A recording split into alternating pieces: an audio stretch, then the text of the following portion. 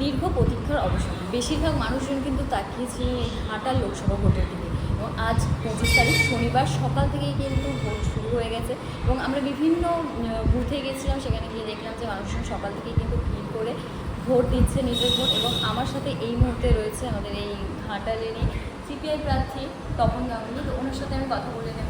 তো ভোট কেমনভাবে চলছে? ভোট এমনি চলছে ভালোই। ভোট আসলে এখানে তো প্রতিক্রিয়া আছে মিশ্র। সেই প্রতিক্রিয়া হচ্ছে কিছু জায়গায় সাধারণভাবে চিরাচরিতভাবে পিসফুল ভোট হয়, সেই সব জায়গায় পিসফুল ভোট হচ্ছে। কিন্তু এর মাঝে একটা আছে, সেটা হচ্ছে যে প্রিজাইডিং অফিসার ভেতরে, পোলিংরা ভেতরে, বাইরের যে এলাকা সেটাকে দখল করে নিচ্ছে তৃণমূল, এবং সেই দখল করে নিয়ে তারা সেখানেই ক্যাম্পেইন চলছে। অর্থাৎ বুথের মধ্যেই যে লাইন বা কোনো একটা হাই স্কুল জায়গা, সেখানে বাউন্ডারি আছে, তার ভিতরে তারা ক্যাম্পেইন করে যাচ্ছে এবং তারা বলছে যে এটা দিতে হবে জোড়া ফুলে। এই জোড়া ফুলে দিতে হবে, এই যে কমেন্ট, এটাই হচ্ছে একটা থ্রেট করা। তো এটাকেও আমরা বলছি এবং সেই খবর পেয়ে আমি গিয়েছিলাম সেখানে। ফলে সে জায়গায় গিয়ে আবার সেটাকে বলে এটা আছে দাসপুরের 145, 146 নম্বর বুথে আছে। সামগ্রিকভাবে এটা কেশপুরে প্রায় সর্বত্র আছে, যেখানে আমাদের লোকই নেই, লোক আছে কিন্তু পোলিং অফিসার, পোলিং এজেন্ট হিসাবে বুঝতে পারছেন সেই জায়গাগুলোতে। এবং পুরোটাই সেন্সিটিভ এলাকা, আমরা বলে দিয়েছিলাম ওনাকে আগে থাকতে। সিইওকে জানানো আছে, আমাদের আরওকে জানানো আছে, এসপিকে জানানো আছে, আর আইপিএস যে অবজারভার তাকেও জানানো আছে। ফলে সবটা মিলিয়েই জানানো থাকা সত্ত্বেও এটা হচ্ছে। আর দুদিন ধরে যে রুট মার্চ করার কথা ছিল সর্বত্র, সেই জায়গাগুলো কোনো রুট মার্চ করে, ফলে একটা স্বাভাবিক ঘটনা। আর কেশপুরের বিশাল এলাকায় সেখানে তো কিছুটা নর্মাল হয়েছে আগের তুলনায়, হলেও কী হবে, যে জায়গায় নর্মাল হচ্ছে সেখানেই গতকাল রাত্রে খেতুয়া পার্টি অফিসকে আমাদের কর্মীরা কাজ করছিলেন বুথের সাজানোর ক্ষেত্রে, বিভিন্ন জায়গায় যারা পোলিং এজেন্ট তাদেরকে রেখে।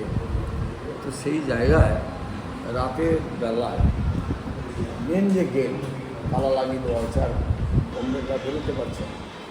সেই অবস্থায় তারা আবার নেতাদেরকে ফোন করে, নেতারা আবার হস্তক্ষেপ করে সেটা খোলা করে। এই যে পরিস্থিতি, এই পরিস্থিতিটা চলছে, এটা সবঙ্গেও চলছে। সবঙ্গে 4 নম্বর জেপি, যারা নিজেদের মধ্যে লড়াইটা দেখাচ্ছে, আসলে এরা দুজনই পরিপূরক শক্তি, এদের কোনো ভিন্নতা নেই। বলে আমি আশাবাদী। শুভেন্দু অধিকারী বলছেন যে সিপিআই যখন কাউকে পায় না বা যখন ওরা মনে করে যে হেরে যাবো, তখন বাচ্চাদেরকে নিয়ে এসে ভোটে দাঁড় করে। তো সেই বাচ্চা মানে সৃজন বা মীনাক্ষী এনাদেরকে উল্লেখ করেছিলেন উনি, তো ওনারা কি মুখের উপর জবাবটা দিতে পারবে? মীনাক্ষী তো ক্যাপ্টেন, মীনাক্ষী এখন পশ্চিমবাংলার একটা মুখ। আমাদের সৃজন, আমাদের সায়ন, বামফ্রন্টের যে ক্যান্ডিডেট, এবং এরা খুব ভালো ক্যান্ডিডেট, স্বচ্ছ ক্যান্ডিডেট। রাজনীতিতে ক্যান্ডিডেট হবে কেন? রাজনীতিতে ক্যান্ডিডেট হবে, রাজনীতিতে পাকাপোক্ত, অথচ স্বচ্ছ, ভাবমূর্তি এবং ভালো মানুষ, ভালো যুব বয়সে তারা কোনো কাজ করতে পারবে না, ভালো করেছে। ফলে শুভেন্দু যেটা বলছে তার তো মানা। উনি এজেন্ট ফিট করে সারা পশ্চিমবাংলায় টাকা তুলেছিলেন, প্রাইমারিতে 7 লক্ষ টাকা, আর মাধ্যমিক উচ্চ মাধ্যমিকে 12 লক্ষ, 15 লক্ষ, 17 লক্ষ করে টাকা। উনার মুখে কী সভা? উনার কোমরে দড়ি পড়বার জন্য উনি বিজেপিতে গেছেন। উনি ছিলেন তৃণমূলের ক্যাবিনেটের একজন প্রধানমন্ত্রী, একজন বিশেষ মন্ত্রী। উনি যে অবস্থা, এই পূর্ব মেদিনীপুর, পশ্চিম মেদিনীপুর, ঝাড়গ্রাম, এই জেলাটা একটা অখণ্ড জেলা ছিল, যেভাবে উনি করেছেন, আর সারা পশ্চিমবাংলার বিভিন্ন এলাকায় এজেন্ট ফিট করে টাকা তুলেছেন, আজকে উনি অস্বীকার করতে পারবেন না। উনারই এজেন্ট এটা ফিট করেছে। তো কী করা যাবে? আজকে তিনি চলে গেছেন বিজেপিতে। দলবদলু যারা করে তারা আবার অন্যদের দোষ খুঁজে বেড়ায়। বামপন্থী এই ছেলেদের বয়স কম হতে পারে, এরা রাজনীতির মানুষ। রাজনীতিতে যে কথা মানায়, যেভাবে লড়াই করা উচিত, সাধারণ মানুষের সঙ্গে থাকা উচিত, তা এরাই তা করছে। উনি তো দলবদল করে, কালকে যদি কিছু হয় ঘটনা, কালকে আবার তৃণমূলে ব্যাক করতে পারে। বিজেপির সাংসদ তো 2জন ব্যাক করে এসছে, তৃণমূলের সাংসদরা ব্যাক করে বিজেপিতে গেছে। বিজেপির বিধায়করা ব্যাক করে এসছে তৃণমূলে। পশ্চিমবাংলায় এই উদাহরণ তো আছে, প্রচুর এইভাবে করছে, তারা দাঁড়াচ্ছে, দাঁড়িয়ে গেছে, এই তো অবস্থা চলছে। এবং উনি আরো বলেছেন যে মোহাম্মদ সেলিম শুধুমাত্র সংখ্যালঘু এলাকায় গিয়ে দাঁড়ান, কারণ উনি জেতার আশাটা সেখান থেকে উনি জিততে পারেন, অন্য কোথাও থেকে জিততে পারবেন না। তিনি একজন সংখ্যালঘু মানুষ, তো রায়গঞ্জ কি সংখ্যালঘু ছিল? তিনি তো ওখানে সাংসদ হয়েছিলেন। রায়গঞ্জটা তো সংখ্যালঘু বিষয় নয়, আজকে না হয় মুর্শিদাবাদে দাঁড়িয়েছে, বা এর আগে কোনো বিধায়ক জন্য ওই হুগলিতে চণ্ডীতলা দাঁড়িয়েছিল।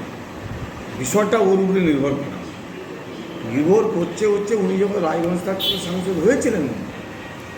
প্রশ্নটা এটা নয়, তিনি নিজে একজন মুসলিম, কিন্তু মুসলিম বলে যে মুসলিমকে তিনি প্রায়োরিটি দিচ্ছেন তার কোনো ব্যাপার নয়। তিনি ফেভার করেছেন যে ওখানে দাঁড়াতে পারি, আর লোকজন আছে, মানুষজন আছে, বামপন্থী ক্যাডাররা তার আরও ঘনিষ্ঠতা আছে, পরিচয় আছে। অন্যান্য যে সেকশানের মুসলিমরা তাদেরকে উনি হয়তো বোঝাতে পারবেন আরও বেশি করে, এটা তো একটা থাকে। দাঁড়িয়েছেন মুসলিম বলে মুসলিম এলাকায় দাঁড়িয়েছে, ওটা ঠিক। আমরা যেমন আমাদের ওখানে ওই বসিরহাট আসন সিপিআইয়ের বরাবর আসন, এবারে নিরাপদ সর্দার দাঁড়িয়েছে, সে কি মুসলিম? মুসলিম নয়। আর যতবার আমাদের সাংসদ দাঁড়িয়েছেন, ইন্দ্রজিৎ ওখানে দাঁড়িয়েছেন, মোহাম্মদ ইউসুফ দাঁড়িয়েছেন, অজয় চক্রবর্তী দাঁড়িয়েছেন, তারা কি কেউ মুসলিম ছিলেন?